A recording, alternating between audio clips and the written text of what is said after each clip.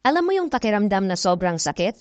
Yung binigay mo lahat ng effort, oras at pagmamahal dahil akala mo may halaga ka rin sa kanya. Pero sa dulo, malalaman mo na wala ka pala talagang lugar sa buhay niya. Habang ikaw, todo alaga at iniisip siya palagi, siya naman parang wala lang. At ang mas masakit pa, napapaisip ka kung bakit ka nagmukhang tanga dahil nagmahal ka ng sobra. Parang ibinuhos mo lahat pero sa kanya, hindi ka man lang mahalaga. Yung tipong siya ang mundo mo pero para sa kanya ikaw. Wala lang o baka option lang. Ang sakit, di ba? Pero eto, tandaan mo. Hindi ka tanga dahil minahal mo ng totoo. Hindi ka hinaan ang magmahal ng buo. Ang totoo siya yung nawalan.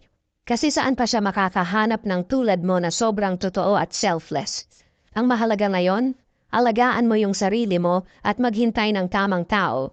Yung kayang pantayan ang effort mo, yung paparamdam sa'yo na ikaw ang priority at hindi kailanman option lang.